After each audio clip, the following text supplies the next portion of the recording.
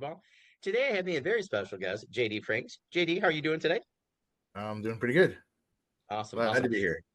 I actually really appreciate you coming on. I saw you on Facebook a while back and a couple years ago, actually, and I had you on my list for a while. So I'm so glad that we could connect and get you on today and talk to you, about your writing journey, your books, and just getting to know you a little bit more for our guests on the podcast. So thank you so much. No problem. Thanks for having me. Yeah, no problem. Anytime. We'll start right there with that first question. What has your writing journey been like up until this point? Been interesting, that's for sure. Up and down, really up and down. I started out with a bang, actually. First two books, three books did really, really well. And then COVID hit and things kind of changed a little bit. A lot of advertising algorithms were changed, Mhm. and I had enough of a stable base. I didn't keep up with them, didn't have to keep up with them. So I don't make the money I did when I first started, but still can make a living out of it. I haven't had I guess you'd call it a real job or a hard working job in about 8 years now. So it's been Oh, my they're only income. overrated, JD. They're so overrated. So, Well, I was on the pipeline. I'm from Canada, so oh, I worked the cool. Oh, pipeline cool. majority of my life, and I Oh, don't it's miss it. awesome. I miss Yeah, the yeah, money at times, but I yeah. Yeah. don't miss the work. And yeah, that's about it. Now things are slower and harder. There's a lot of competition out there. I feel really sorry for those just coming into it. Yeah. It's how Yeah. you get your head above water. I can't even imagine. Yeah. It's For like me, it's I just talked to somebody about that yesterday too. Like I was trying to yeah, like they're like, I'm not sure. I'm like, just try these things. I'm like, something, just keep throwing something, something will stick at some point. But it takes that determination, and it seems like in that 5 book range, if you get up into that 5 book yep, range with quality, with a good quality story, quick enough, yep, within 4 or 5 years, you seem to start getting above the water a bit. But yep. I don't know if new authors are making a living. I mean, obviously there's the breakouts who are doing really well, especially in lit Yep. RPG and stuff like that. But Yeah. in our straight classical, the epic dark fantasy, I don't know if the new writers are getting above the water or not. I haven't Yeah. talked to anybody for quite a while. It's been 2 years since I released a book, so I was kind of checked out there for a while. But Yeah. Yeah. No, I totally get it. Yeah, it's definitely like hit or miss. I've met some people like the person I was just talking to, he probably doesn't want me to mention his name, but person I was talking to yesterday, I was trying to explain, I was like, he's actually doing pretty well. He's got a couple of products out within really like just over a year. yeah, And his third one's coming out. I'm like, dude, I'm like, just like hold, keep steady, I'm like most people haven't gotten the amount of sales that you have gotten, but there's certain things that everybody can tweak, right? Like I talk to people all the time about book launches, all sorts of things. yeah, I actually had a couple authors that have done really well in fantasy and sci-fi in the indie community who have sent me their book launches. So I'm actually like tailoring mine a little bit more towards theirs. I had a novella that I was like ready to go with. I sent the developmental editor. Thank you, Sarah Chorn. And she was like, no, this isn't ready to go. And I listened because she knows more than me. And yeah, I it's know like some Sarah. people, Yeah, yeah, she's awesome. Some people though, just like never mind, right? They're not going to listen to the more experienced people in the room. And my dad and mom have always been really big on like listen to people that are smarter than you and that know more than you because they're trying to help you. So, but everybody's trying absolutely. different things. So, I have a few different things that I'm trying that I haven't really seen really since like Lindsay Broker's podcast and like Joe Lalo, where they had like their sci-fi marketing podcast. So I'm trying a few of those things 'cause I think a lot of these things, kind of come back around, right? Yeah, Maybe like making book one free doesn't happen, but maybe make it a 99 cents, right? And then the other ones, there's just yeah, different things. But yeah, it's very interesting, right? To talk to newer people versus people who have been in the game a while. I interview a breadth of different people because I figure I can learn a lot from each of them, yeah, and so can the audience. So I think that's a really great point. yeah, absolutely. Now, JD, I got to ask as a subset question here, why writing? Like, what made you be like, oh, I want to write? Like, I have to do this. That's a long story, actually. We got plenty of time. I got We got an injured. hour.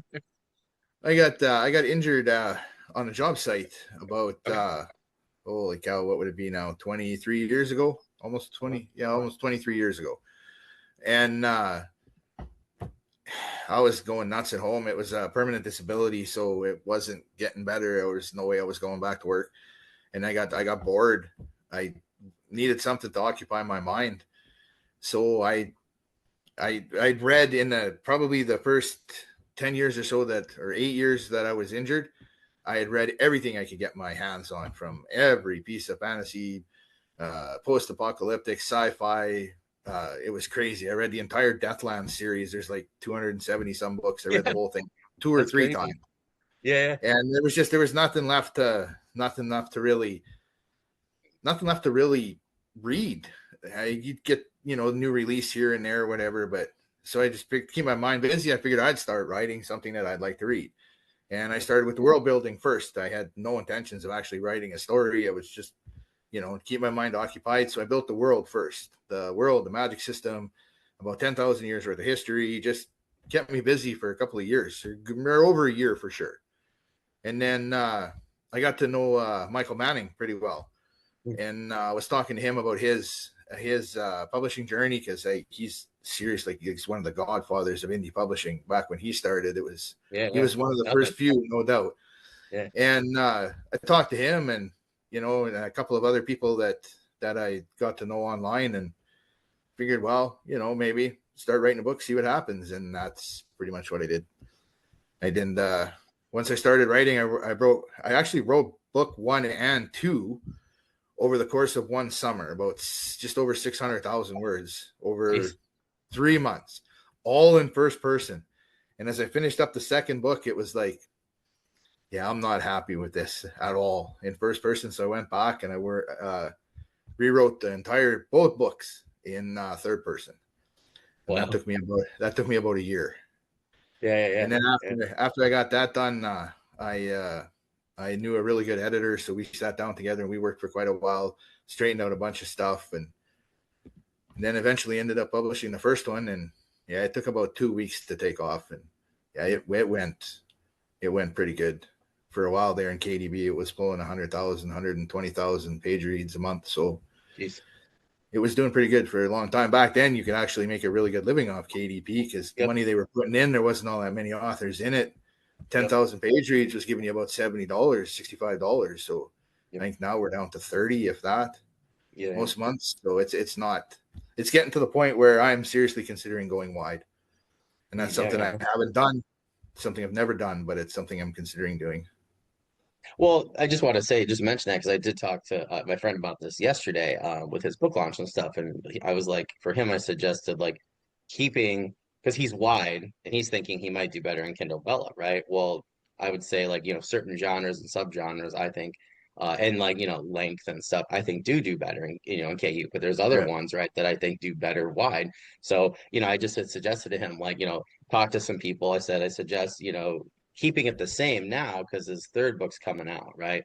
I said, just keep it now because that might be the one that spurts you. I said, now, if yeah, anything, he's got a novella here and that's a separate universe and two. So I was like, take the other one, put that KU, keep the other two wide for now, and then, kind of see the difference. But that's what stinks, right? That's what's nice about being indie, right? But it also stinks because you have to almost wait like 4 to 6 months, right, for each yeah, item, to really yeah, like see, what the longevity of it's going to be, either way. Because I've seen some people, and I always suggest Lindsay Roker and Joe Lalo's podcast people, because you will literally see people. And granted, it's different, right? Because it's like 14, yeah, 12, 14 years ago. I think they got done probably 6 years ago, maybe 4 years ago, something like that. And, things change a lot, particularly after the pandemic. We don't have like yeah, X or Twitter, right? I used to like have 100 views on one video, or RSS.com posts like just because of an X post, and that never happens anymore. Or Twitter, that never happens anymore.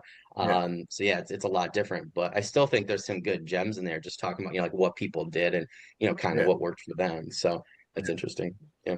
I What think made you decide to go KU, if you don't mind me asking? I didn't even know Versus about it why? actually when I first started. I just I put the first book up. I released a novella about 8 months before the first book. Oh, cool. It was a story that I had been working on, had no intention of publishing it ever. And then I just figured, well, because I knew I was rewriting the first two books, maybe I'll put it out there and just give people a peek at it. It did okay. I made a little bit of money on it, not anything serious. And then I released the second book, which would be the first book of the main series. And I oh that the first 2 weeks I pedaled my butt for every sale I could get. I was pushing down into the 2,800, 2,700 overall Amazon ranking. I was pushing for Wow. every sale I could got. I busted my butt, really did. And then I think I got down to about 1,800, and Wow. I steadied off there for probably about 2 weeks. And then I heard about this KDP thing, and I thought, well, I'm not. I hadn't gone wide with the rest of the stuff. I was still putting all the different formats together because at that time, some wanted Mobi, some wanted Yeah. Docs. Yeah. Everybody wanted a different format. So I was still getting all the formats put together. And I figured, well, it's only 3 months to lock it in. Let's see what happens. Wow. Yeah, it didn't take long because I already had a decent ranking. So as soon as I put it into KDP, I think Amazon really pushed it hard. I know Yeah. it was getting blasted to me in their email blast probably 3 times in the first week alone, four Oh, times in wow. the first week alone. So I That's knew they awesome. were pushing it pretty hard. And then they ended up pushing it down to about 400. And it Wow. stayed there. It stayed there for quite a while. And I was doing so well, there was no reason to pull it out. And then when I released Mhm. the second book, it dragged both of them back down. The first one went down to my best overall, I think, was 308 on the Wow. first book That's impressive. and 312 or 314 on the second book. And so I just figured, well, everything seems to be working fine. They're doing phenomenal with 2 books in KDP. I was doing 100,000 page reads a month. It Jeez. was it was just there was no reason. And then I was getting sales Yeah. on top of that, so there was no reason to think about going wide. Yeah. And Yeah. I just kept it like that. And even now, I don't hit the rankings I used to because I don't push for the rankings like I used to. I don't advertise anymore. I just release for my solid fan base. I still get new readers quite often, Mm. but I don't advertise like some authors do. I don't. It hasn't been worth it since the algorithm changed during COVID. It just for Yep. me it hasn't been worth it. There's no need to spend $1,000 a month to make 3,000 a month. So why would I? Yep. It Yeah. just Yeah. doesn't Yeah. make any sense. So I don't advertise. I haven't advertised in probably 3 years. Oh, interesting. So I just let them out there and do their thing. And little too long in between this time. Bank account's getting a little on the dry side, but you Yeah. know because it's been pretty much a full 2 years. But so that's how I. And now I should say now. I think I'm gonna if I do decide to go wide, I'm gonna decide. This is why, like, I've been at, like, I had an author actually. I can't remember. It's like season one. It was like within like the first 7 or 8 episodes, somebody was like, "I want you to ask me this question." So I was like, "Sure." And then all of a sudden, like, we started talking about all these things. I was like, "Oh my gosh!" Like that's. And then we got done, and he goes, "You really need to ask this question." So ever since then, I've been asking this question, and I think it's hilarious personally because like people think typically, we get like most people, like you say, right? Like say I've been writing this long, or I kind of started up in middle school, high school, or I just started later. Like those are like three typical like tropes, I would say, right, for the question. But I keep asking it because that was a really cool origin story for you, Heather, I think. And it's so interesting because then we, like, from the roots, right? Like they're pretty similar, but then we always get these amazing answers, and just, I don't know, to me, like, that's really cool because it says, like, again, like you said, community, right? Like, I just went to a bunch of people last week. I was like, I can't get anybody to see my post lately on Facebook or anything. I think I'm like in a weird void. I was like, can you just like subscribe to this new author channel I have? And so many people, like, usually I don't ask for things. So many people were like, oh yeah, no problem. And I was like kind of shocked that like that many people like said that and had great responses. So to me, it really like, that resonates with me as like, I don't think I've ever gotten anywhere with this channel or anything privately. Like I had people like I watched it read Alpha read for me, like Logan D. Irons, H.L. Tinsley, great people. And like it was just awesome, right? But like I couldn't get anywhere without their help. So I definitely agree with you. I really thought it was going to be just like in my basement, in my office down here, put it on the way. It's been the exact opposite, which has been really awesome because I'm a people person and I think it makes the whole thing a lot more fun. But you got to meet Chloe Neal. I'm really, really jealous. I'm actually just picked up like her first 3 books actually on Nook recently, and I can't wait to start. My buddy and I kept trying to find them in paperbacks. We love urban fantasy in paperback, and we share them and like book club and stuff. Yeah, but like it's been so hard. So I was like, you know what? Like Nook, there were a bunch of them on sale, so I grabbed them. But I'm very jealous of you, Heather, because I definitely want to meet her and chat with her at some point. So, but that's what a cool origin story. That's awesome. And kudos to your husband for coming up with such a like unique and cool idea and like something that you actually like want. Take notes. He's still living off those points. I don't blame him. I'm going to try and do that too at some point, something cool like that. That's super awesome. Well, that's amazing. Now I know you talked a little bit about genre, but just to specifically get into it, what genre or genres do you currently write in and why? I write just in science fiction, although it kind of there's a lot of crossover into mystery. It's a murder mystery set in space. So That's there's cool. a lot of the same tropes and stuff. I like to say that I care more about the pilot in the cockpit than I do in the technical aspect of how the plane is the spaceship is flying.